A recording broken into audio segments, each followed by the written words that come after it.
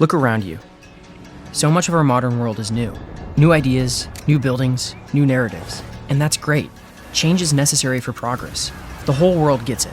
So how is it possible that despite all this progress, we still learn in the exact same way our grandparents did? Our education is evolving so slowly. But why? What if your education could evolve and improve as quickly as the world around us does? What if your education was designed to help you discover who you really are? If students were created like co-creators instead of just products? If there was a space meant to build connections between teachers and students? A place where safe space doesn't mean you'll be shielded by censorship. Where liberty isn't just what you learn, but how. Your education should keep up with the rest of the world. And now, it can.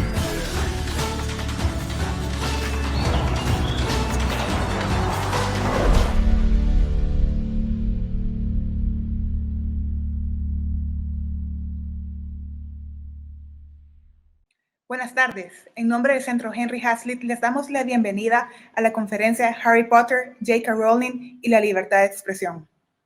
¿Cuáles son los límites de la libertad de expresión? ¿Es condenable la obra de un autor debido a sus opiniones políticas? ¿La libertad de expresión está sufriendo un retroceso? ¿Acaso el libre intercambio de ideas, parte fundamental de la sociedad libre, está cada vez más restringido? De ser así, ¿cuáles son los efectos a largo plazo de esta restricción? El objetivo de esta conferencia es platicar sobre este tema, comparando el mundo mágico de Harry Potter y nuestro mundo, el mundo Muggle. En ambos mundos existe la coacción a la libertad de expresión, las fake news y los ataques a los individuos cuando ellos expresan ideas que van en contra de la opinión popular, tal como lo sufrió la autora de Harry Potter, J.K. Rowling, por sus comentarios en Twitter sobre qué es el género y su opinión con respecto a ese tema. Como conferencistas tenemos a Alberto Garín, director del programa de doctorado de la UFM, doctor en arquitectura, lector y fanático de Harry Potter. También tenemos a Karen Cancinos, doctoranda en Ciencias Sociales, politóloga y catedrática universitaria. Yo soy Adriana Peralta, trabajo para el Centro Henry Hazlitt, soy comunicadora, lectora y fanática de Harry Potter. Muchísimas gracias por estar en esta conferencia y los dejo con Alberto. Muchas gracias, Adriana. Tal como acaba de contarnos Adriana, en efecto soy un fan apasionado de Harry Potter y a mí lo que me va a corresponder en esta charla es reflexionar sobre, dentro de la obra de Harry Potter, los casos que tenemos de agresión a la libertad de expresión, ver cómo se organizan, cómo se orquestan, cuáles son las medidas que podían tomar los personajes. Para los que nos están siguiendo la charla de hoy, es posible que muchos de ustedes hayan leído los 7 libros de la saga, habrá quien por el contrario se haya quedado en las películas, no importa, tanto en el uno como en el otro, porque vamos a hablar ahora, lo tienen presente de modo que no va a resultarles difícil seguir lo que yo quiero compartirles. En cualquier caso, si estamos hablando de una persecución a la libertad de expresión y nos adentramos en el mundo de Harry Potter, lo más sencillo que se nos puede venir a la cabeza es en el momento en el que Voldemort con sus mortífagos ya ha tomado el poder, estamos hablando prácticamente del penúltimo y del último libro, e incluso ya tienen el control absoluto del Daily Prophet, del Profeta, de ese periódico que es el medio de comunicación esencial del mundo mágico, donde ya desarrollan toda una campaña contraria a Harry Potter, al propio Albus Dumbledore, a la Orden del Fénix, a todos aquellos que se oponen a la tiranía que quiere imponer Lord Voldemort. Entonces, claro, podemos pensar, ahí tenemos el ejemplo claro, evidente, de una persecución contra la libertad de expresión. Sin embargo, nos estaríamos equivocando si pensáramos que hay que esperar al penúltimo libro para ver esa persecución a la libertad de expresión. Y quizás, entre las muchísimas lecturas que podemos hacer de Harry Potter, que pareciendo ser un libro para adolescentes, sin embargo, para los que somos apasionados de este texto, sabemos que tiene una profundidad notable, pues como digo, no nos tenemos que quedar en el penúltimo y el último libro para buscar esa agresión a la libertad de expresión, tenemos que remontarnos mucho antes. Porque a la larga, el hecho de que alguien pueda tomar el control de un medio de comunicación, como el Daily Prophet, y a partir de ahí utilizarlo como una herramienta para imponer su opinión y para coartar las opiniones divergentes de esa autoridad totalitaria, no es algo que surja de un día para otro, es algo que va creciendo lentamente en el momento en que establecemos una dinámica donde aceptamos que nuestra opinión tiene menos valor o ninguno respecto a otra opinión que consideramos generalizada. Y esto es algo que en realidad cuando vemos el mundo mágico de Harry Potter nos tenemos que dar cuenta prácticamente desde el principio, desde la primera vez que tenemos ocasión de ver El Profeta. En las películas es maravilloso porque sabemos que es ese periódico donde las imágenes se mueven, las fotografías. Pues bien, desde que aparece El Profeta hay una cuestión que nos podemos plantear. Prácticamente es el único medio de comunicación que hay en el mundo mágico. Podríamos pensar que a lo mejor en ese mundo mágico el ministro de la magia ha impuesto algún tipo de legislación restrictiva que impide que haya más periódicos. No es cierto. Sabemos que al menos hay otro periódico de Quibla, El Quisquilloso, el periódico que publica los Lovegood. Entonces, sí existe competencia, sí hay la posibilidad de consultar otros medios de comunicación. Sin embargo, y aquí hemos de estar muy atentos, lo que vamos a encontrarnos es con esa postura de la autoridad. Creemos lo que dice el profeta, el Daily Prophet, porque lo hemos convertido en la máxima autoridad de comunicación. Es decir, no importa que pueda haber otros medios de comunicación, hemos optado por elegir el Prophet como aquel que nos va a dar la información veraz. Y a partir de ese momento, durante los primeros 6 libros, nadie va a cuestionar, o prácticamente nadie va a cuestionar, lo que aparezca en ese periódico. Y eso es algo que nos ocurre a diario a nosotros. Bien, a diario nosotros, la mayor parte de nosotros optamos por una serie de medios de comunicación limitados, restringidos, que en muchos casos vienen a confirmarnos lo que nosotros ya pensamos en cualquier terreno de la vida, en cuestiones ideológicas, en cuestiones de sentimientos, y nos autorreforzamos leyendo exclusivamente aquellos medios que nos dicen lo que queremos oír, hasta que llega un momento en el que entramos en una dinámica muy rara, porque aceptamos todo lo que nos cuenten, incluso aunque pudiera ir en contra de lo que nosotros mismos pensamos. Bien, y esto es lo que está ocurriendo en ese mundo mágico desde el inicio. No existe una censura por parte del ministerio, existe una autocensura por parte de cada uno de esos magos que consideran que la única información veraz es la que le va a dar el Daily Prophet. Entonces, en ese sentido, incluso es cierto que la competencia que es de Quibla, el Quisquilloso, no es una competencia que parezca algo razonable, porque sabemos que son muy creativos, que tanto Luna como su padre, que es el editor del Quisquilloso, del Quibla, son gentes que cuentan un montón de cosas raras, extravagantes, poco ortodoxas. Entonces, claro, eso les desacredita y refuerza a su vez lo que nos va a decir el Prophet. Pero ya digo, el problema de la libertad de expresión es el instante en que nosotros nos autocensuramos, en el momento en que decidimos que solo una fuente de información determinada es válida. Y aquí está ese error. Lo llamativo está en que, si vamos viendo el recorrido, la relación que va a tener nuestro mundo mágico de Harry Potter con el Daily Prophet, nos van dando pistas de que, en efecto, hemos delegado en este periódico un poder sobre la información y, por tanto, sobre la capacidad de censurar o, peor aún, de manipular la información que nos va a determinar por completo la realidad de este mundo mágico. Entonces, ¿en qué momento empezamos a darnos cuenta que algo no está funcionando bien? Pues bueno, tendríamos que irnos al Cáliz de Fuego, cuando nos aparece este personaje singular, esta periodista puntillosa, Rita Skeeter, que empieza a escribir noticias. Recordad que es la que sigue, la que empieza a hacer los reportajes sobre los campeones en el trofeo. Bien, es cuando entrevista supuestamente a Harry. Sabéis que la entrevista es un disparate. Pobre Harry encerrado ahí en la habitación de las escobas y aquella pluma que se movía alrededor de él escribiendo todas las respuestas. Es decir, la periodista ya ha decidido cuáles son las respuestas que va a dar Harry. No importa lo que él diga, ella ya sabe lo que quiere escribir, ya está manipulando la información y ya nos están dando un detalle. En el Daily Prophet puede haber autores, puede haber periodistas, puede haber escritores que mientan. Pero lo peor no es eso. Lo peor es que posiblemente hay un editor, un director de ese periódico que acepta que puede contar en su plantilla con una periodista, como en este caso Rita Skeeter, que puede tergiversar la información, que puede manipular los datos, que puede crear falsas noticias y sin embargo se acepta. Y es muy llamativo Porque a la larga, si pensamos en los personajes, quien cuestiona desde el principio la presencia de esa periodista manipuladora es Hermione. Es Hermione la que dice, ojo, esta señora está mintiendo. En gran medida porque le afecta a ella de manera personal, pero también porque se da cuenta que hay cosas que no funcionan. Claro, no es que Hermione sea la más lista de todos, que lo es que ella ha tenido también su propia experiencia en su desarrollo intelectual, se ha dado cuenta de que la gente miente, de que la gente monta falsas historias. Pensemos en el libro número 2, en la Cámara de los Secretos, cuando se encuentran con este profesor contra las artes oscuras, Lockhart, que se ha inventado completamente su vida. Es totalmente falso todo lo que le va a contar, y él ha publicado libros, y ha explicado lo maravilloso que es, todas las aventuras que ha tenido y demás. Hermione está, como la mayor parte de las jovencitas del colegio, locamente enamoradas de él. Cuando ella descubre que es un personaje falso, mentiroso, bueno, hay algo que cambia en su cabeza.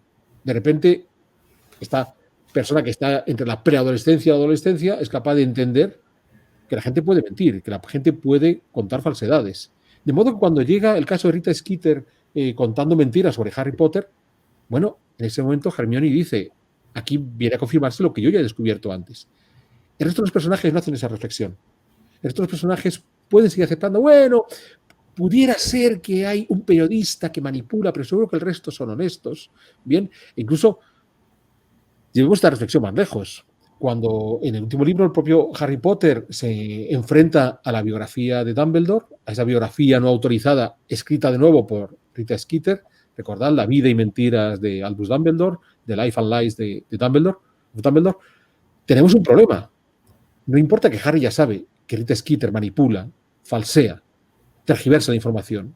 Él sigue obsesionado con la idea de que, bueno, como es una letra impresa, tiene forma de libro, está encuadernado, de repente lo que está ahí es cierto. Y no importa cuántas veces le diga Hermione, pero ¿por qué le crees? Si es ella, es Rita Skeeter, sabemos que miente. Bien, observad, yo no os estoy contando ese tipo de manipulación o de censura o de imposición de verdades absolutas que podemos ver, por ejemplo, en la relación que hay entre Dolores Umbridge cuando llega primero como inquisidora y más tarde como directora del colegio en relación a Harry Potter, bien, cuando hace grabar con sangre en su brazo, no diré mentiras, ¿no? I must not tell lies. Entonces, no estamos en ese nivel de manipulación, no estamos en ese nivel de imposición, no estamos en ese nivel de censura, no estamos en ese nivel de dominio o de lucha contra la libertad de expresión. Y ese es el riesgo que corremos, que solo cuando llegamos a los casos extremos tipo Dolores Umbridge o cuando ya los mortífagos han tomado el poder, es cuando empezamos a darnos cuenta que quizás algo no funciona. En ese momento ya es demasiado tarde. En ese momento ya es demasiado tarde. Y ese es uno de los problemas que tenemos nosotros a la hora de enfrentarnos a la libertad de expresión.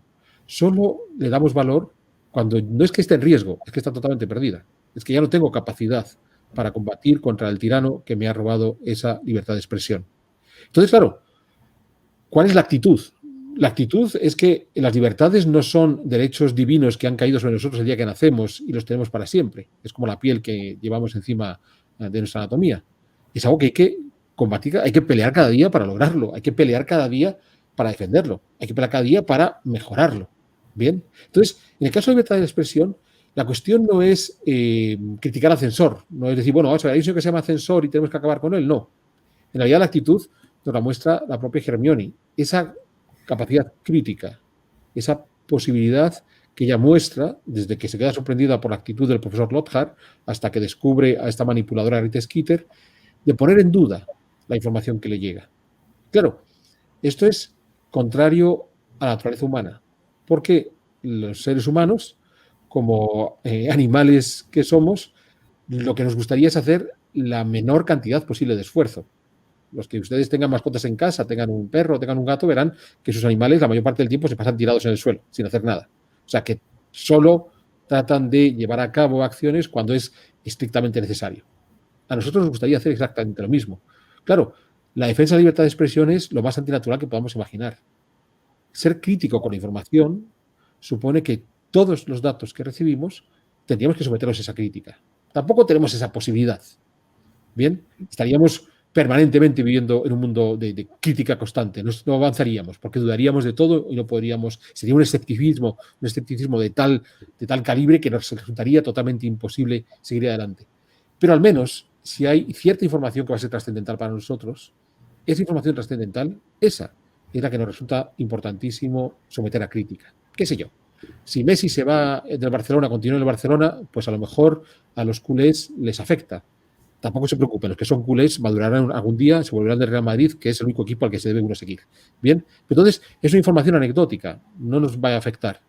Pero si, por ejemplo, hay una campaña electoral que puede decidir el destino del país en el que vivimos, Guatemala, a lo mejor ahí sí que tengo que ser crítico con la información que recibo. Tremendamente crítico. Crítico con aquellos que piensan ideológicamente distinto a mí y crítico con aquellos que piensan ideológicamente igual que yo. Porque el hecho de que piensen igual que yo no significa que no vayan a meter falsas noticias, a manipular o a censurarme. En cualquier caso, volviendo al corazón de Harry Potter, si queremos entender cuál sería esa actitud crítica, está muy bien en ese debate singular que mantiene Hermione con Xenophilus Lovegood, el padre de Luna, cuando él le discute a ella el hecho de que trata de ser muy objetiva, de tenerlo todo muy claro, bien. Entonces, claro, ella le dice, en realidad yo baso mi actitud frente a la vida considerando que hay cosas que existen, bien, y la gente tiene que demostrarme la existencia de esas cosas. Y entonces Lovegood le dice, no, eres tú quien tienes que demostrarme lo que no existe, que es un disparate. Bien, ojo, el disparate de Lovegood es algo que nos ocurre constantemente. En cada día nos hablan de realidades que no existen y que nosotros vamos a creerlas a pies juntillas, sin actitud crítica. De repente entramos en la pandemia del COVID-19 que estamos viviendo hoy. Bien, el mundo entero está terriblemente afectado por esta pandemia y por arte de magia en Guatemala aparece una médico de otro país centroamericano diciendo que tiene la medicina. Vamos a ver, señores, si esa señora tuviera la medicina, estaría curando al mundo entero, no solo a Guatemala. Entonces, ¿cómo podemos ser tan acríticos de aceptar algo que no existe? Bien, ¿cómo es capaz que no le digamos, bueno, demuéstreme usted que eso que me está contando realmente existe? La actitud que mostraba Hermione frente a Lovegood. Bueno, esto nos ocurre a diario. A diario nos pueden contar las pajas más grandes del mundo y las creemos, porque hay un principio de autoridad, hay un daily profit en el cual creemos por encima de todos, o hay un profesor en el que confiamos plenamente y lo que nos dice nos parece palabra de Dios y a partir de ahí, adelante con ello. Ahí está entrando en riesgo la libertad de expresión, porque ahí estamos demostrando nuestra incapacidad para defender la posibilidad de crear, de construir nuestra propia opinión y defenderla. Alguien me lo dijo y con eso me basta. Bien, pues hasta aquí lo que yo quería comentaros de esta lectura de Harry Potter. Seguro que los personajes, los libros y los momentos que os he sacado, los que sois aficionados a Harry Potter, esto es como lo que os he dicho del fútbol. Hay que ser aficionado al Real Madrid y aficionado a Harry Potter. Y los que están fuera de ese mundo, pues es una vida muy triste la que tienen. Entonces, los que sois aficionados a Harry Potter, seguro que todas estas anécdotas que os estaba contando las podéis recordar y en el debate que tendremos una vez que Karen nos comente la situación lamentable que está viendo J.K. Rowling, podemos volver a traer a colación casos de las novelas de Harry Potter. Gracias. Muchísimas gracias, Alberto. En este momento, Karen nos contará un poco acerca del debate que se ha generado alrededor de la autora de este libro. Gracias, Adriana.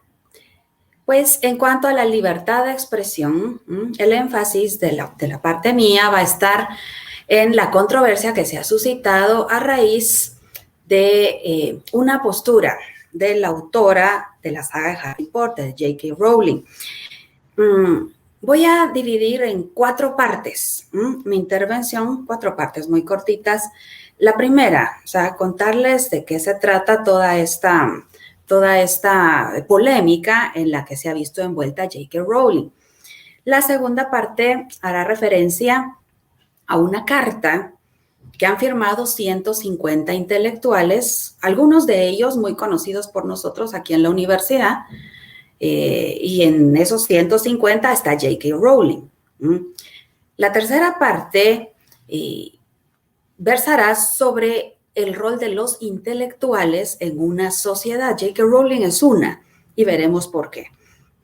La teoría que tiene Friedrich von Hayek sobre el rol de los intelectuales en una sociedad. Que tiene que ver con la defensa y el mantenimiento, con la preservación de la libertad de expresión. Y la cuarta parte, en la cuarta parte vamos a analizar un ensayo magnífico, no muy conocido, de un autor que seguramente ustedes habrán escuchado o habrán leído. ¿ok? Estamos hablando de Orwell, George Orwell, el autor de 1984. Esa es su obra más conocida, pero hoy no haremos alusión a esa obra, sino a un ensayo magnífico que publicó en 1944. O sea, preparando precisamente esta obra de 1984, es que escribió este ensayo al que vamos a hacer alusión y con eso vamos a cerrar. Bueno, entonces la primera parte, la polémica en la que se ha visto involucrada Rowling, ¿ok? Miren, está todo en internet, o sea, acá se los voy a contar muy rápidamente porque ustedes pueden ir y chequear así con mucho detalle, ¿verdad? ¿Qué es exactamente lo que pasó? Bueno, en junio de este año vino J.K. Rowling y reaccionó en su cuenta de Twitter a un post, ¿ok? Que decía algo sobre hagamos un mundo más inclusivo para la gente que menstrua, people who menstruate. Entonces vino J.K. Rowling y reaccionó a ese post y dijo, hubo un tiempo en que teníamos una palabra para designar a la gente que menstrua, mujer. O sea, ¿quiénes menstruan? Las mujeres. O sea, eso puso. Bueno, pues ese Twitter desató una tormenta. Se le han ido encima a J.K. Rowling. Todo esto, por supuesto, lo estoy traduciendo. People who menstruate. En mi época, pues, se le designaba a la gente que menstrua mujeres. ¿Por qué no usar la palabra mujer? ¿Por qué no? Bueno, entonces se le van encima y el primer epíteto que le lanzan es el de siempre, hater, ¿verdad? De la comunidad trans. Y dice, bueno, entonces ella responde a su vez y dice, yo conozco y quiero a la gente trans, pero me parece que borrar el concepto de sexo lo que hace es que removamos la habilidad de muchos para discutir significativamente nuestras vidas. Ella dice, no es odio, hablar con la verdad. Y dice, mi vida, por ejemplo, ha sido moldeada como mujer y afirmar eso no puede ser odio. Bueno, entonces comienza la polémica. Twitters van, Twitters vienen, redes sociales. No sé si ustedes sabían, jóvenes, que el movimiento transgénero en Inglaterra, J.K. Rowling es inglesa, lo sabemos, es muy, muy fuerte y muy agresivo. Les recomiendo que lean a otro autor, o sea, nada que ver con J.K. Rowling, es un médico, psiquiatra, el doctor Teodoro Dalrymple, Dalrymple, se escribe Dalrymple con Y y con E al final, Dalrymple. ¿Okay? Entonces, él nos cuenta mucho sobre ese movimiento trans que en Inglaterra está muy bien organizado y es muy, muy agresivo. Bueno, pues se le va encima a J.K. Rowling y le empiezan a decir, eres una TERF.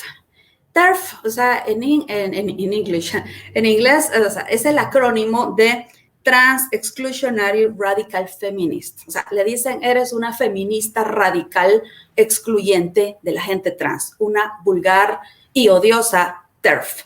Le empiezan a decir, eres Voldemort, justamente. Eres Voldemort, eres una bitch, eres una mujer malvada, una TERF y mereces que te cancelen. Es más, mereces morir. O sea, así.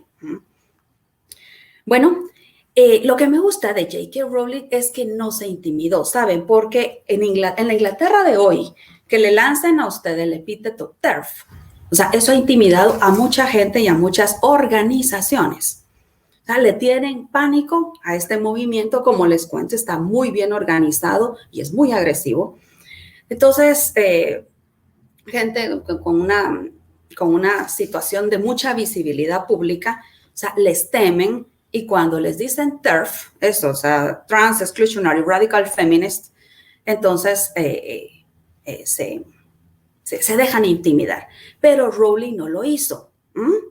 Y eso admiro yo de ella. No se dejó intimidar, se pronunció, no agachó la cabeza y de hecho escribió un ensayo que ahí está en su página de internet. Yo les recomendaría que lo leyeran. de ese ensayo, pues es muy extenso, así que no, y se los dejo a ustedes para que lo lean. Pero de ese ensayo lo que voy a tomar acá son las 5 razones que ella enumeró para oponerse, para plantar cara y para no dejarse intimidar, ni doblar el espinazo, ni agachar la cabeza ante el movimiento trans inglés de hoy. ¿Okay? Dio 5 razones, pero me voy a enfocar solo en una. Dice, de hecho es la tercera razón. De las 5 que da, la tercera es la que vamos a enfatizar hoy. Dice, soy una defensora, siempre lo he sido, y me parece importante serlo. Una defensora de la libertad de expresión. Me parece sumamente importante. Entonces, de sus 5 razones, la tercera, no por orden de importancia, o sea, aquí el orden de sus razones no tiene importancia. ¿Okay? Una de ellas es la defensa de la libertad de expresión. Dice, soy una defensora de la libertad de expresión y por lo tanto tengo que pronunciarme. Y no me voy a dejar intimidar, como otros se han dejado intimidar. Bueno, entonces ella piensa, a todo esto llegamos a septiembre. Ya estamos en octubre, la controversia sigue. Le cuento, o sea, le recuerdo que arrancó en junio. O sea, es una cuestión que ya lleva un trimestre. Bueno, 150 intelectuales firmaron una carta abierta al público en general, defendiendo el derecho creativo de cualquier artista, de tener libertad de imaginación y de expresarse en consecuencia. Entre esos 150 está, por supuesto, J.K. Rowling, y le voy a mencionar algunos porque, mire, es muy interesante. No piense que todos están en el lado derecho, por ejemplo, del espectro político, que es gente de derechas o que es gente conservadora, hay de todo. Por ejemplo, uno de los firmantes es Noam Chomsky. Quizá les suena a los estudiantes de EPRI. Bueno, yo creo que nadie le diría a Noam Chomsky que está en el lado derecho del espectro político. Por ejemplo, está Steven Pinker. Seguramente les suena, han tenido conferencias y todo, y literatura y bibliografía en la universidad, depende de la carrera de Steven Pinker. Está también Francis Fukuyama. Está un amigo nuestro, Enrique Krause, historiador mexicano, no confundirlo con nuestro amigo Martín Krause, profesor visitante argentino que lo vemos en la universidad cada año. Pero Enrique Krause, el historiador mexicano, es también amigo nuestro, es otro de los firmantes. Está Gloria Steinem, una feminista así de segunda, tercera ola de los años 70. Entonces, nadie diría, bueno, Gloria Steinem es una conservadora. Está también una profesora transgénero que tiene un doctorado honoris causa en nuestra universidad, la profesora Deirdre McCloskey. Es muy conocida, la profesora McCloskey, entre nosotros, pues es amiga de la universidad. Bueno, le menciono a estos porque son los conocidos por nosotros. Hay muchos más, por supuesto, son 150 firmantes. 150 intelectuales. Cuando decimos intelectuales, ¿a qué nos referimos? Vayámonos a la tercera parte de esta intervención mía. Les voy a recordar, jovencitos, a quienes ya hayan llevado el curso de Filosofía Social de Friedrich von Hayek. Y a quienes no, pues les cuento su teoría. Es que es muy importante, nos dice mucho para analizar fenómenos sociales de hoy. La teoría que Hayek tiene sobre el rol de los intelectuales en la vida social. Primero, ¿qué es un intelectual? ¿A qué le llama Hayek un intelectual? O sea, estamos hablando de que J.K. Rowling y otros 149 intelectuales firmaron un manifiesto en defensa de la libertad de expresión. ¿Quiénes son los intelectuales? Bien, los intelectuales jóvenes son quienes están en el vértice del proceso de formación de la opinión pública. Dibuje un triángulo, dibújalo en su mente, o si tiene ahí un papel, dibuje un triángulo. Pues en el vértice superior del triángulo, ahí están los intelectuales, la inteligencia, les dicen también. ¿Okay?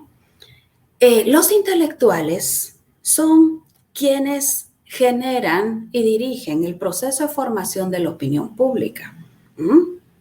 ¿Quiénes están en la base del triángulo? La ciudadanía, el común de la gente, el pueblo, si usted quiere. En la parte del medio del triángulo, que va desde el vértice hacia la base, tenemos entonces unas correas de transmisión. Ahí están los medios masivos. Y los que hoy llamamos influencers. Entre ellos, actores, por supuesto, periodistas, youtubers y demás gente que genera contenido en las redes sociales y en la prensa tradicional. ¿Ok? Bueno, entonces vayamos otra vez al vértice del triángulo, por favor. A los intelectuales. ¿Quiénes son los intelectuales? Usted podría decirme, mira, es gente brillante, pero no necesariamente. Hay gente brillante que trabaja encerrada en un laboratorio todo el tiempo, no sé, buscando una vacuna contra el COVID, por ejemplo, la cura contra el cáncer, lo que fuere. Entonces, es gente desconocida para el grueso del público y es gente brillante. Entonces, un intelectual no necesariamente es un científico o alguien experto en su campo. No. Un intelectual, en el contexto del proceso de formación de la opinión pública, es alguien que trabaja con palabras. Quien dice trabajar con palabras no dice solamente literatos. Piense, por ejemplo, en un Mario Vargas Llosa, en nuestro idioma, o una J.K. Rowling en inglés. No piense solo en literatos. Cuando decimos trabajar con palabras, piense también en la gente que hace vida académica. Cuando decimos academia, hablamos de universidades y de centros de investigación. O sea, es allí donde se maceran las ideas, donde se les da forma a las ideas que luego van a pasar al gran público a través de las correas de transmisión, los medios masivos y los influencers. Eso en nuestros días. Hayek no habló de influencers, por supuesto, ¿verdad? Porque Hayek murió en el 93. ¿Okay? Pero bueno, volvamos entonces al rol de los intelectuales en una sociedad. Note, por favor, que al estar los intelectuales en el vértice del proceso de formación de la opinión pública, o sea, tienen un liderazgo, un liderazgo en las ideas que luego se dan como generalmente aceptadas y que todo el mundo suscribe y que todo el mundo repite.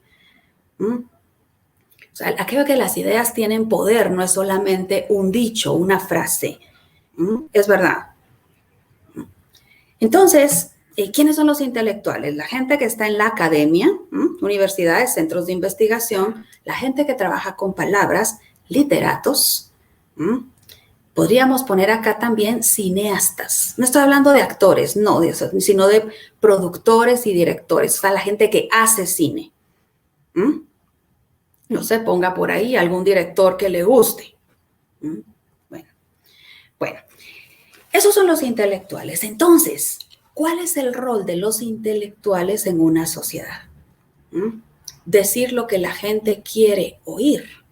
No, dice Hayek. Un intelectual no le hace ningún servicio a la sociedad en la que vive comportándose como un político y peor todavía, como un político populachero.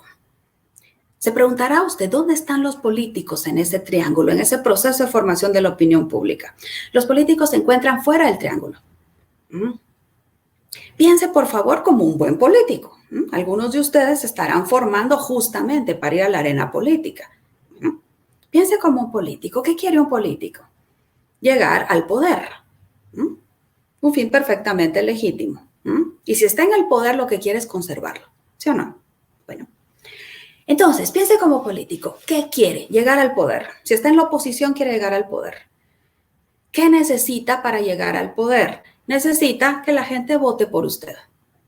En la forma como están organizadas las comunidades políticas en nuestros días, entonces estamos hablando de democracia representativa. Entonces, usted lo que quiere es que la gente vote por usted.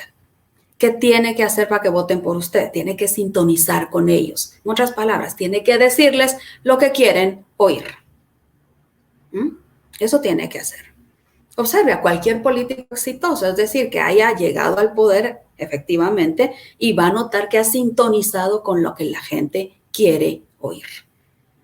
Entonces dependerá, por supuesto, de las inquietudes o de la problemática societaria del tiempo que sintonice el político con lo que la gente quiere escuchar. Sí, piensa en nuestro país, en las elecciones de 2011, mano dura, cuando la preocupación de la gente es la delincuencia común y la inseguridad, entonces un discurso en mano dura llevó a usted ya sabe quién, a la presidencia y en fin. Luego, 2015, elecciones de 2015. Después de la nefasta experiencia, ¿verdad? Que tuvimos los guatemaltecos, ¿se acuerda, verdad? O sea, el presidente y la vicepresidenta encabezando una red de corruptela. Entonces la gente estaba asqueada de la corrupción y de la componenda y la coima y esa cultura tan nefasta. Bueno, entonces, ¿qué político triunfó? El que salió diciendo ni corrupto ni ladrón. Y llegó a la presidencia. O sea, ¿por qué? Porque sintonizó con lo que la gente quería oír. ¿Lo ven? Bueno, entonces, los intelectuales no son políticos. Su rol es muy diferente. Los políticos tienen que sintonizar con lo que el grueso de la gente quiere oír. En el triángulo, la base del triángulo. Ahí está la ciudadanía, ahí está el pueblo, ahí está el común de la gente. Los políticos tienen que sintonizar con ellos. Esa es la naturaleza de la acción política y está bien que así sea. Pero los intelectuales, dice Hayek, le digo, y esto no es porque Hayek lo dijo, o sea, Hayek hace una observación de la dinámica social. Bueno, entonces, el proceso de formación de la opinión pública no es democrático, es elitista. Es un proceso elitista que tiene una élite que está en ese vértice y esa élite es la intelectualidad, la inteligencia. Bueno, entonces, no le hacen ningún servicio los intelectuales a la sociedad en la que viven, plegándose a lo que la gente quiere escuchar. Porque las ideas avanzan, el mundo progresa, y no solo materialmente, sino también en el aspecto inmaterial, cuando hay algunos que logran ver más allá de lo comúnmente aceptado o de las 2 o 3 ideas que maneja el grueso del público. Entonces, dice Hayek, el rol de un intelectual honrado es situarse precisamente a contrapelo de lo que la gente quiere escuchar. Y por eso la actitud de J.K. Rowling aquí me parece sumamente valiente. Yo no soy, bueno, yo vi todas las películas, la mera verdad, nunca leí las novelas, no conozco la pluma de Rowling, debe ser apasionante, pero la admiro a raíz de esta postura que ha tomado. Le digo, ese es el rol de un intelectual. Decir, no me voy a plegar a la agresividad de un grupo de presión, por muy bien organizado y muy bien financiado y muy convencido que esté de su causa. Pienso que debo pronunciarme, y aquí voy a su pronunciamiento, pero léalo, le recomiendo que lo lea, no se quede con lo que yo le cuento acá, porque estos son vistazos así de vuela pluma sobre el pronunciamiento de J.K. Rowling. Me parece eso la labor de una intelectual, eso es lo que tiene que hacer un intelectual, en una sociedad cualquiera, para subir el tono, para aclarar ideas, para tomar una postura que constituya ejemplo. Y ejemplo de valentía y de convicción fundada.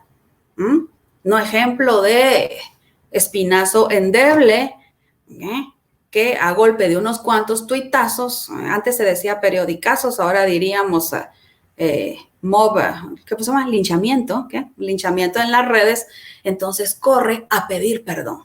No, J.K. Rowling no ha tomado ese derrotero y por eso me parece admirable. En su pronunciamiento dice, me parece que debo dar 5 razones para oponerme. Una de esas razones es la defensa de la libertad de expresión. Y dice, miren, yo soy sobreviviente, o sea, yo no sabía eso, por ejemplo, de ella, que es sobreviviente de violencia doméstica. Ya tuvo un primer matrimonio en que el marido era muy agresivo, al parecer la golpeaba, la agredía, Entonces es sobreviviente de esa vivencia y de agresión sexual también. No sabía yo eso, lo acabo de aprender, contado por ella, ¿verdad? Y dice, soy producto, como cualquier persona, incluyendo a las personas trans, de mis experiencias de vida. Y no es odio afirmar que mis opiniones, mis intereses y, ¿por qué no?, también mis miedos han sido moldeados por mis experiencias vitales. Pero entonces exijo para mí, dice J.K. Rowling, la misma tolerancia que se le extiende a otras personas, incluyendo a las personas trans. Le digo, eso es fabuloso. Entonces, traje a colación, jovencitos, la teoría de Hayek sobre el rol que deben ejercer los intelectuales en una sociedad. Situarse a contrapelo de la opinión dominante. Digo, solo así se expande el eje del debate. O sea, los intelectuales no son políticos. Los políticos tienen otra función. Bien. Y la última parte, entonces, quería contarles sobre un artículo magnífico, un ensayo magnífico de George Orwell. Primero, digo, cuando vayan a Londres, o si han ido a Londres, sí, pero cuando vayan, no dejen de ir a la Broadcasting House. En la Broadcasting House en Londres hay una erigida de George Orwell. Pero lo fascinante es lo que está ahí escrito. Es una cita de Orwell que dice, estoy traduciendo por supuesto que todo está en inglés, pero lo que dice es, si la libertad significa algo, es esto. Libertad significa el derecho de decirle a la gente lo que no quiere oír. Eso lo dijo Orwell antes de que Hayek elaborara su teoría sobre el rol de los intelectuales en una sociedad. O sea, Orwell lo tenía clarísimo. O sea, libertad significa el derecho a decirle a la gente lo que la gente no quiere oír. Orwell era un intelectual, un autor. Digo, ese es el rol de un intelectual. Y por eso hace tan bien esta mujer, está haciendo tanto bien esta mujer, Rowling, ¿verdad?, al ejercer el rol que tiene en la sociedad de su tiempo. Y no solo la inglesa, ¿verdad? Ya ve que su obra es universal. Entonces, esto es una lección para todos. En su obra 1984, si usted la ha leído, yo creo que sí, muchos de ustedes la conocen bien. Recuerden que George Orwell deja bien claro que el totalitarismo se basa fuertemente en la censura. En la censura oficial, él le llama Big Brother. George Orwell decía, y fíjense que estamos hablando de finales de los años 40, pero lo que era cierto en la época de Orwell es igual de cierto en nuestra época, quizá más. Porque Orwell y Hayek escribieron estas reflexiones antes de la revolución sexual y de las ideologías de la posmodernidad. Entonces nos sirve tanto hoy o más de lo que servía en los años 40. Entonces decía Orwell que las ideas totalitarias, o sea, hablaba de sus contemporáneos, han echado raíces en las mentes de los intelectuales. Y por eso en mi obra trato de llevar esas ideas hasta sus consecuencias lógicas. Por eso escribió en 1984, para ver si los intelectuales de su tiempo veían a dónde llevaban lógicamente las ideas que suscribían. Por supuesto, todos admiradores de Stalin, en esa época, Stalin, Unión Soviética. Bueno, entonces Orwell, señores, es un abanderado de la libertad de expresión. Argumentaba que la honestidad, ¿en dónde argumentaba todo esto? Le cuento. En un ensayo precioso, no muy conocido, que se llama La prevención de la literatura. Pero The Prevention of Literature. Tal vez prevention sería más bien como ¿cómo lo podríamos traducir, Adriana? No es prevención, en español es algo así como algo así como Prevention of Literature. Algo así como el impedimento, el impedir la literatura. Creo que una mejor traducción es impedir la literatura. Bueno, pues en este ensayo que se lo recomiendo, Impedir la literatura, fue publicado en 1946, cuando él estaba preparando, Orwell, su obra de 1984. La obra que se llama 1984. Bueno, pues en la prevención de la literatura o el impedir la literatura, Orwell argumenta que la honestidad artística y la libre expresión son inseparables de la integridad individual. También sostiene que establecer zonas verbales prohibidas, por ejemplo, hoy, o sea, ¿por qué no va a decir que las personas que menstruan son mujeres? Eso es lo que le pasó a J.K. Rowling. Dice, establecer zonas prohibidas o establecer palabras o frases o expresiones que no se pueden decir. Eso, dice Orwell, diluye la cultura. Y le parece una tragedia que los llamados a declarar que la libertad de expresión es la libertad de pensamiento y en última instancia es el rasero de la libertad humana. Dice que los llamados a declarar esto sean los primeros que se doblegan ante la turba, ante un linchamiento mediático. Dice, eso es una tragedia. Fíjese, lo dice en 1948. Entonces, Orwell le llama a los intelectuales de su tiempo, ¿verdad?, intelectualmente inconsistentes y moralmente obtusos. Así les llama. Imagínense que Rowling saliera hoy, bueno, moralmente obtuso, intelectualmente inconsistente. Yo creo que la linchan en la calle, no solo en las redes. Orwell sí lo puso así. ¿Ok? Bueno, entonces voy a terminar citando a Orwell. Dice, si algo significa la libertad de expresión es la libertad de criticar y de oponerse.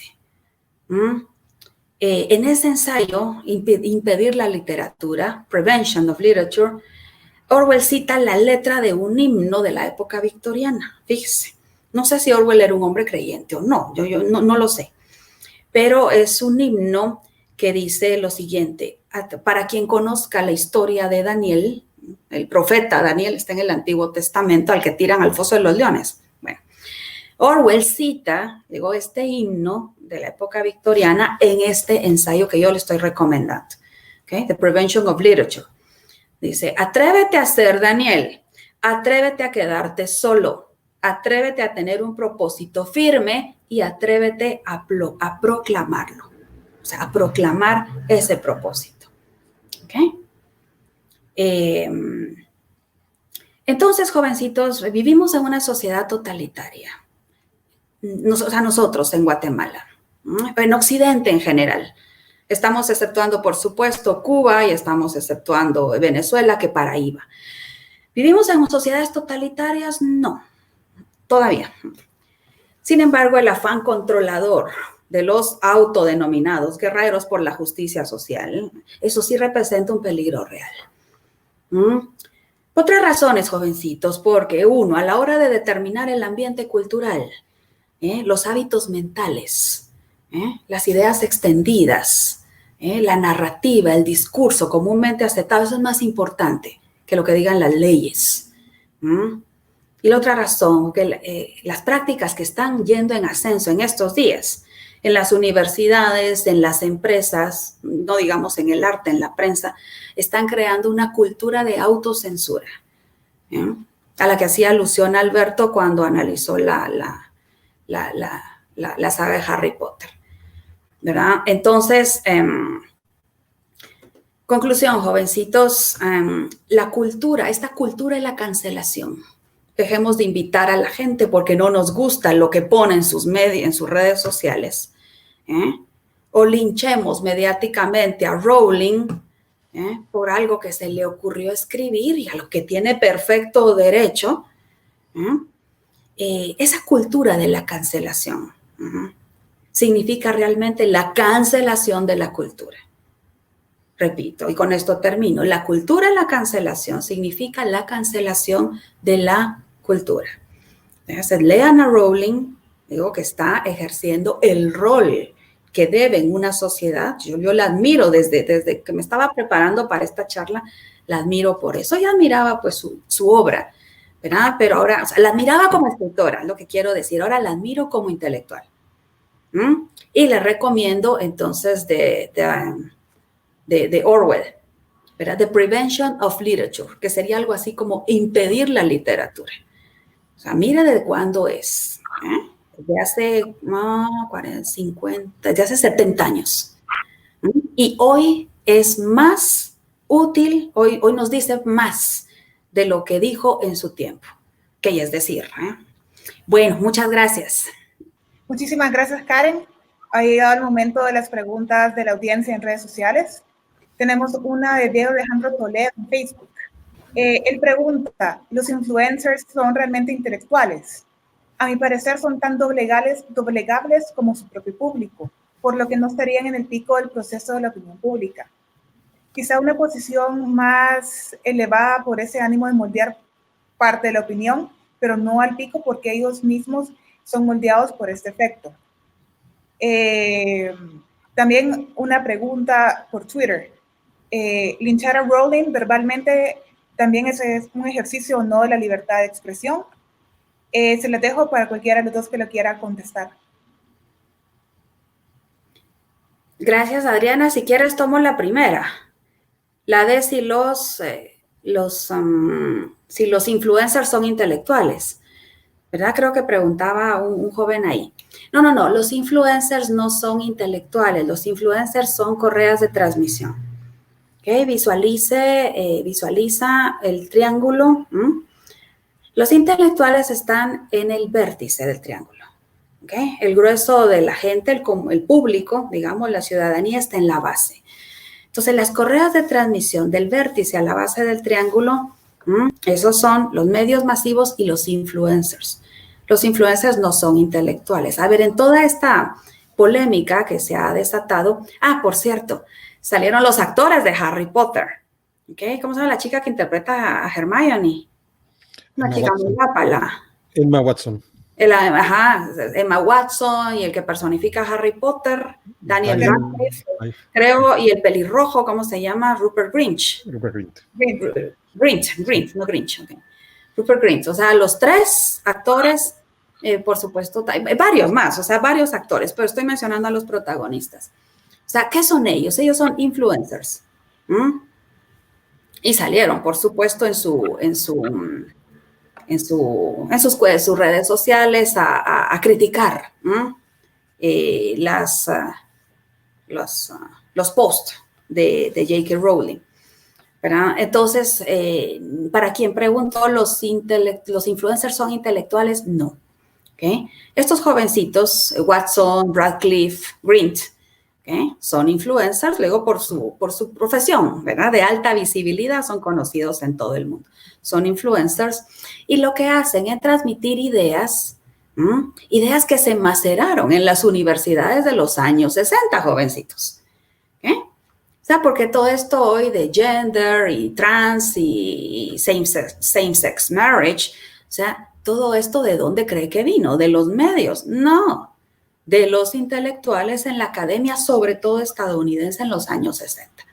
Okay, entonces, para responderle eso, los influencers no son intelectuales, son correas de transmisión. Los intelectuales son los que maceran las ideas en la academia y, por supuesto, también en el arte, sobre todo el arte de la literatura y el cine, diríamos también hoy.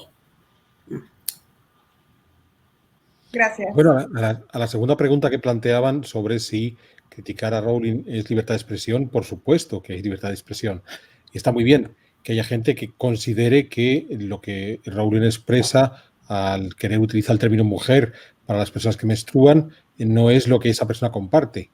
Ahora bien, cuando el paso siguiente es invitar a que Rowling no ejerza su libertad de expresión, cuando el paso siguiente es censurarla, por tanto, retirarla la posibilidad de que siga expresándose ella misma, ahí es cuando lo que podía ser una crítica razonable se convierte en esa censura que es la que hemos de evitar. Entonces, no hay ningún problema en que haya quien discrepe sobre la opinión de Rowling.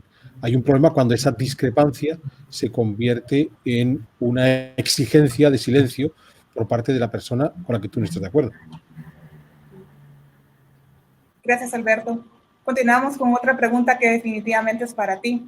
Pregunta Brian Herrera por Facebook. ¿Qué comentarios tienen acerca de la imposibilidad de que los magos hablen y exhiban el mundo mágico en el mundo muggle, y el hecho de hacerlo les trae una consecuencia legal. Bueno, aquí entramos en el terreno de los hábitos sociales.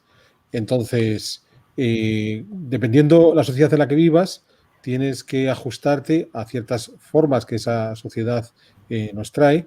Entonces, no es habitual en la sociedad occidental que la gente vaya desnuda, por ejemplo. Entonces, ir desnudo no va a provocar en casi ningún lugar ya del mundo occidental que puedan llevarte a la cárcel, pero sí va a provocar el rechazo por parte de la mayor parte de ese grupo social. Yo recuerdo una situación simpaticísima en el mundo árabe, es decir, el de Arabia Saudí, Omán, Qatar, Yemen, Bahrein. Los caballeros van siempre con chilaba, que es una falda larga, y las damas van con pantalón. Por tanto, los caballeros hacen pipí sentados y las damas hacen pipí paradas. Cuando, como occidental, tú haces pipí parado, un hombre hace pipí parado, le miran mal porque está haciendo pipí como las señoras. Entonces, son los hábitos propios de cada cultura. El hecho de tener que ajustarme a esos hábitos de la cultura está restringiendo mi libertad. Si es lo que piensas, has entendido mal el concepto de libertad, porque sobre todo somos seres sociales, no somos ese ideal que algunos randianos defienden del hombre que puede ser o la mujer que puede ser totalmente independiente del resto de la humanidad y hacer su vida sin tener que plegarse a nada en esa relación. Es que nos gusta vivir en sociedad, nos gusta mucho vivir en sociedad, y vivir en sociedad implica que, dependiendo del lugar en el que vivas, te tendrás que acostumbrar a ciertos hábitos. Entonces, en el mundo mágico, quizás ese es uno de los problemas que tiene el propio Voldemort, es que no es el hecho de que él no quiera vivir en la sociedad mágica tal como está planteada, porque si no quiere seguir esas reglas, pues que se busque otras reglas y se vaya a vivir con una comunidad de amigos o un sitio donde puedan tener otras reglas. El problema está, como comentaba antes, en el linchamiento a Rowling. Es que Voldemort lo que decide es poner unas reglas que destruye la sociedad mágica en la que él se encuentra y destruye totalmente la sociedad Muggle que él rechaza. Entonces, ¿podría haber una relación diferente entre el mundo mágico y el mundo Muggle a la que está planteada en Harry Potter? Sí. ¿Podemos pelear para que esa relación sea diferente? Sí. ¿El hecho de que la relación esté establecida como está es malo? Bueno, es vivible. Es la forma que tenemos de ir solucionando, y a partir de esa situación vivible podemos mejorarla de manera notable. Gracias. Ahora vamos con las últimas dos preguntas antes de cerrar la conferencia. Pregúntame a René Copler Díaz en YouTube. ¿Qué opinan del nuevo libro de J.K. Rowling que ha sido llamado transfóbico? Y pregunta Fer Castillo en Facebook. ¿No creen ustedes que algunos individuos y medios de comunicación difunden con facilidad opiniones equivocadas con objetivos cuestionables, como manipular a la gente o promover agendas políticas? Y si es así, ¿no creen que se debería de prohibir la difusión de opiniones equivocadas cuyo objetivo sea manipular o influir en los demás? Bueno, en lo que toma la palabra Karen, yo me adelanto. No conozco el último libro de Rowling. Confieso que solo me he leído los libros de Harry Potter. Cuando sacó la siguiente novela con seudónimo, no me sentí con ganas de leerlo. En ese sentido, sí que soy un fan absoluto y yo me enamoré de Harry Potter y su saga y no de Rowling en particular. Entonces no puedo opinar sobre eso. En cuanto a prohibir la difusión de opiniones falsas y demás, no. Lo que hay que ser es crítico con la información que recibimos. El paso no es prohibir. El paso es tener capacidad para mostrar que me están manipulando. Capacidad para mostrar que soy crítico ante esa información y, por tanto, no la voy a aceptar de manera gratuita. Esa es la clave. Pienso. No sé qué opina Karen al respecto. Gracias, Alberto. Igual, yo nunca he leído a Rowling, vi todas las películas de Harry Potter, entonces tampoco puedo opinar porque no sé. No conozco su último libro. Bueno, en cuanto a lo de si se deberían prohibir opiniones equivocadas desde los medios porque promueven agendas o porque están equivocadas. Bueno, equivocadas primero según quién. Mira, para quien haya hecho la pregunta. O sea, un medio honrado debe tener objetividad. La objetividad es de dos tipos: objetividad periodística y objetividad epistemológica. Me voy a explicar. O sea, un medio que sea honrado, intelectualmente honrado, que tenga integridad, debe aspirar a la objetividad. Y la objetividad es de dos tipos. Bueno, objetividad periodística. ¿Qué significa eso? La objetividad periodística significa ser una división tajante y clarísima entre la parte informativa y la parte editorial. En ese sentido me gustan los medios ingleses. Digo, en la parte editorial dicen apoyamos tal candidato, o deploramos la conducta de tal otro, o nos parece, en la parte editorial. Entonces, o sea, ¿por qué no? Situarte, digamos, no sé, soy anarcocapitalista, o soy comunista, o soy anarcosindicalista, o soy socialdemócrata, o soy republicano, soy demócrata, digamos, en el contexto estadounidense, en la parte editorial.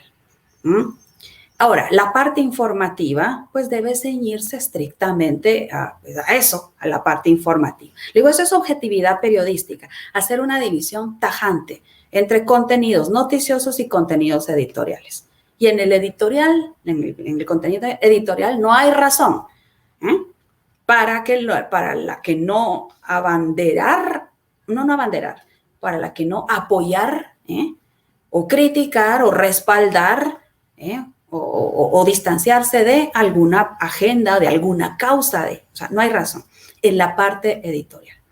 ¿Ok? Bueno, el otro tipo de objetividad es la objetividad epistemológica. ¿Qué quiere decir eso? Apego absoluto a la verdad, o sea, respeto por la realidad, por lo que es. O sea, verdad aquí significa la realidad. Entonces, mantener un escrupuloso respeto por la realidad, no por lo que nos gustaría que fuera, sino por lo que es. No nos tiene que gustar. Estoy diciendo que tenemos que mantener un respeto escrupuloso por la realidad, por las cosas como son. Eso es objetividad epistemológica, pegarse a la verdad. Entonces, un medio honrado debe exhibir, o por lo menos aspirar, a la objetividad en sus dos aspectos, objetividad periodística y objetividad epistemológica. Entonces, así las cosas, no hay por dónde prohibamos que expresen o que difundan ciertas opiniones. ¿Por qué? Porque son equivocadas. ¿Y por qué son equivocadas? Porque no concuerdo con ellas. ¿Y desde cuándo uno es el rasero y uno es el criterio de verdad y de medida sobre lo que los demás deben pensar? Pues eso. Muchísimas gracias, Karen, y muchísimas gracias a todos por acompañarnos y compartir con nosotros este análisis sobre la libertad de expresión. Por favor, síganos en redes sociales del Centro Henry Hazlitt y por favor estén con nosotros en nuestras siguientes conferencias. Muchísimas gracias a todos.